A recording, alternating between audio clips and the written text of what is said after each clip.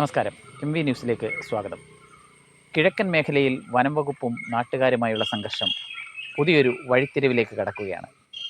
കഴിഞ്ഞ ദിവസം പാടം ഫോറസ്റ്റ് സ്റ്റേഷനിൽ KU ജനീഷ് കുമാർ MLA ഉദ്യോഗസ്ഥരുമായുണ്ടായ വാക്കുതർക്കം വലിയ വാർത്താ പ്രാധാന്യം നേടുകയും പിന്നീട് പൊതുജനത്തിൻ്റെ വലിയൊരു പിന്തുണ MLAക്ക് ലഭിക്കുകയും ചെയ്യുന്നൊരു സാഹചര്യമുണ്ടായി.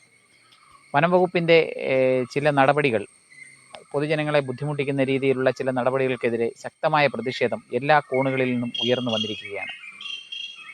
ഇതിൻ്റെ ഭാഗമായി ഇന്നലെ CPIM കോന്നി ഏരിയ കമ്മിറ്റിയുടെ നേതൃത്വത്തിൽ കോന്നി DFO ഓഫീസിലേക്ക് ഒരു വലിയ മാർച്ചും ധർണയും സംഘടിപ്പിച്ചു. ഈ ധർണയിൽ സംസാരിച്ചു കൊണ്ടിരുന്ന Perunad area committee secretary Shri MS രാജേന്ദ്രൻ്റെ ചില പ്രസ്താവനകൾ വളരെ വലിയ രീതിയിൽ ചർച്ചയാക്കപ്പെട്ടിട്ടുണ്ട്.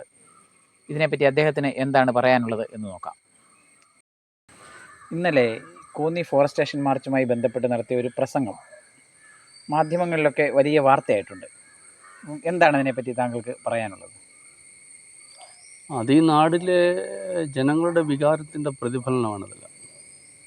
കിഴക്കൻ മലയോര മേഖല ഓരോ ദിവസം കഴിയുന്തോറും മനുഷ്യ വന്യജീവി സംഘർഷം ശക്തമായിക്കൊണ്ടിരിക്കുകയാണ്.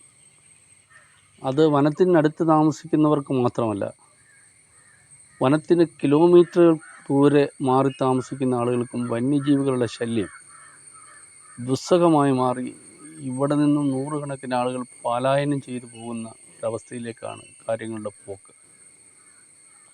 വന്യജീവികളിൽ കഴിഞ്ഞ ദിവസം ബിജു വട്ടപ്പാറ തുലാപ്പള്ളിയിലുള്ള ബിജു എന്ന് പറയുന്ന ചെറുപ്പക്കാരനെ ആന രാത്രി 2:30-ക്കാണ് അയാളുടെ മുറ്റത്ത് വെച്ച് ചവിട്ടിക്കൊല്ലുന്നത്. അതിനുശേഷം പ്ലാന്റേഷൻ പണിയെടുത്തുകൊണ്ടിരുന്ന ചെറുപ്പക്കാരൻ വിനീഷ് കടുവ കടിച്ചു. രാധാകൃഷ്ണൻ എന്ന് പറയുന്ന ഒരു പാവപ്പെട്ട തൊഴിലുറപ്പ് തൊഴിലാളി എവിടെയോ ഒരു ബ്ലാവ് ചത്ത് കിടന്നു എന്നതിൻ്റെ പേരിൽ ഫോറസ്റ്റുകാർ വണ്ടിയിൽ കൊണ്ട് നടന്ന് ഭീഷണിപ്പെടുത്തി ഉപദ്രവിച്ച് അവസാനം കള്ളക്കേസിൽ കൊടുക്കുമെന്ന ഭീഷണിയുടെ അടിസ്ഥാനത്തിൽ ആ പാവപ്പെട്ട രാധാകൃഷ്ണൻ ഉച്ചക്കുളത്ത് ആത്മഹത്യ ചെയ്തു. തൊട്ടപ്പുറത്ത് 7-ാം തലയിൽ ഒരു ചെറുപ്പക്കാരനെ, ആറ്റിൽ കുളിക്കാൻ പോയ ചെറുപ്പക്കാരനെ ആന ചവിട്ടിക്കൊന്നു. നാട്ടിൽ പന്നിയുടെ ശല്യം മൂലം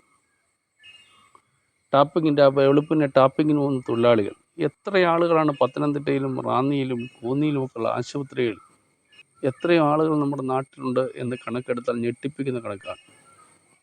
ഇവയെല്ലാം രാത്രികാലങ്ങളിൽ പുറത്തിറങ്ങി മനുഷ്യൻ കൃഷി ചെയ്ത് അവന് വരുമാനം ഉണ്ടാക്കി അതുകൊണ്ട് ജീവിക്കാൻ സ്വപ്നങ്ങളുമായി നിൽക്കുന്ന കർഷകരുടെ കൃഷിയെല്ലാം നശിപ്പിച്ച് അവിടെ ഒരു സംഹാര താണ്ഡവമാടുന്ന അവസ്ഥയാണ്. പകൽ പോലും ആളുകൾക്ക് സ്വസ്ഥമായി സ്വൈര്യമായി സമാധാനത്തോടെ നാട്ടിലിറങ്ങാൻ പറ്റാത്ത ഒരവസ്ഥയാണ് നമ്മുടെ പൊതുവിൽ കിഴക്കൻ മലയോര പ്രദേശത്ത് ഇപ്പം ഉണ്ടായിക്കൊണ്ടിരിക്കുന്നത്.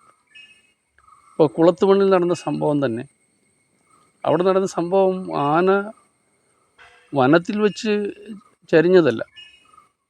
പിന്നെ എന്താ സംഭവിച്ചത്? ആന പുറത്ത് വന്ന് അവിടെ സോളാർ വേലിയുടെ അടുത്ത് ചത്ത് കിടന്നു എന്നതിൻ്റെ പേരിലാണ് പാവപ്പെട്ട ഒരു തമിഴ്നാടുകാരനായ ഒരു തൊഴിലാളിയെ അറസ്റ്റ് ചെയ്തുകൊണ്ട് അവൻ്റെ മണ്ടയ്ക്ക് കേസെല്ലാം വെക്കാം എന്ന് കരുതി കുറേ ആളുകളെയെല്ലാം പിടിച്ച് ചോദ്യം ചെയ്ത് ഭീഷണിപ്പെടുത്തി ഫോറസ്റ്റ് ഉദ്യോഗസ്ഥന്മാർ.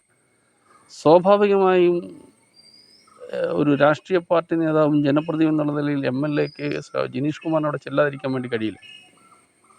കാര്യം ഈ വളരെ ചെറുപ്പകാലം മുതൽ കിഴക്കൻ മലയോര പ്രദേശത്തെ ഈ മൃഗങ്ങളുടെ ആക്രമണം മൂലം ദുരിതമനുഭവിക്കുന്നവർ, അവരുടെ കണ്ണീര്, കർഷകർ അവരുടെ കണ്ണീര്, അവരുടെ ഭീമമായ നഷ്ടങ്ങൾ, പിന്നെ കിഴക്കൻ മലയോര പ്രദേശത്തെ ആളുകൾ ഈ നാട് വിട്ടു പോകുന്ന വല്ലാത്തൊരു അവസ്ഥ ഈ നാട്ടിലുണ്ട്. സ്വാഭാവികമായും ഒരു ജനപ്രതിനിധി ഇങ്ങനെ ചെല്ലുക, തിരക്കുക എന്നൊക്കെ പറയുന്നത് അസ്വാഭാവികമായതിനകത്തൊന്നുമില്ല.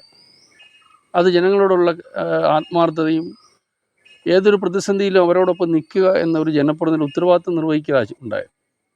അവിടെ ആവശ്യമില്ലാതെ പ്രകോപനമുണ്ടാക്കി MLAയുടെ പേരിൽ കള്ളക്കേസ് എടുത്ത് നാട്ടിലാകെ MLAക്കെതിരായിട്ടുള്ള ഒരു ചിന്തയും ചർച്ചയും നവമാധ്യമങ്ങളിലും ഒക്കെ സൃഷ്ടിക്കുന്ന തരത്തിലാണ് ഫോറസ്റ്റ് ഉദ്യോഗസ്ഥന്മാർ ആ വിഷയത്തെ കൈകാര്യം ചെയ്തത്.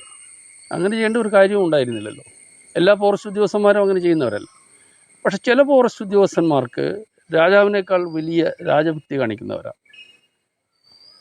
കേരളത്തിലെ സംസ്ഥാന ഗവൺമെൻറ് നിയമസഭയും മലയോര മേഖലയിലുള്ള എല്ലാ MLA-മാരുടെ പരാതികളും പരിഭവങ്ങളും അവിടെ ആശങ്കകളും പരിഹരിക്കാൻ വേണ്ടി ക്ഷുദ്രജീവികളെ അമിതമായി പെരുകുന്ന ക്ഷുദ്രജീവികളെ കൊന്നൊടുക്കാൻ സ്റ്റേറ്റിന് നിയമപരമായ രീതിയിലുള്ള അധികാരം വേണം, അത് നൽകണമെന്നാവശ്യപ്പെട്ട് നിരന്തരം നിയമസഭ സംയുക്തമായി പ്രമേയം പാസ്സാക്കി കേന്ദ്ര ഗവൺമെൻറ് കൊടുത്തിട്ടും അത് പുല്ലുവില കൊടുക്കാൻ കേന്ദ്ര ഗവൺമെൻറ് തയ്യാറാകുന്നില്ല.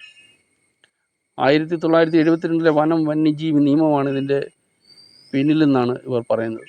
നമ്മുടെ നാട്ടിൽ പേപ്പട്ടി കടിച്ച് ഇപ്പോൾ എത്രയോ കുഞ്ഞുങ്ങളാണ് മരിക്കുന്നതും അതിൻ്റെ ദുരിതം അനുഭവിക്കുന്നതും. പട്ടിയെ പിടിക്കാൻ പാടില്ല, പട്ടിയെ കൊല്ലാൻ പാടില്ല. അങ്ങനെ മൃഗങ്ങളെക്കാൾ ഒരു വിലയില്ലാത്തതാണോ മനുഷ്യജീവിതം? നമ്മുടെ നാട്ടിലെ എല്ലാ നിയമങ്ങളിലും പറയുന്നത് എന്താണ്? നമ്മുടെ നാട്ടിലെ നിയമങ്ങളെല്ലാം പറയുന്നത് ഏറ്റവും പ്രധാനം മനുഷ്യനാണ്.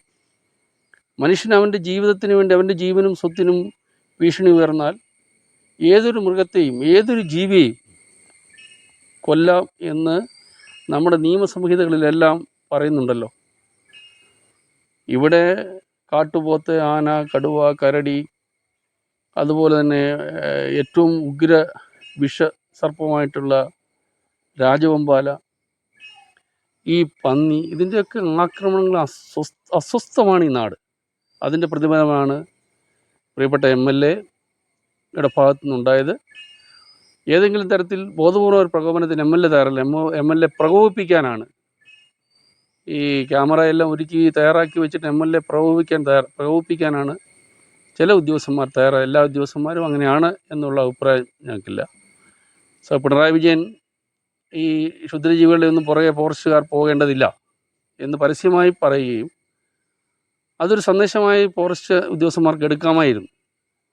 അപ്പോഴും പന്നി കിണറ്റ് വീണ് ചത്താൽ അവിടെ ഒരു അന്വേഷണം ഏർപ്പെടുത്തി അതിൻ്റെ ജാതകം അന്വേഷിച്ച് പോകുന്ന ആ സമീപനമൊന്നും അത്ര വലിയ ഇതൊന്നും ഫോറസ്റ്റ് ഉദ്യോഗസ്ഥന്മാരുടെ ഭാഗത്തുണ്ടാകേണ്ട എന്ന് തന്നെയാണ് CPM-ൻ്റെ, ഇവിടുത്തെ കർഷകരുടെ പ്രതിനിധി എന്നുള്ള നിലയിൽ CPM-ൻ്റെ അഭിപ്രായം.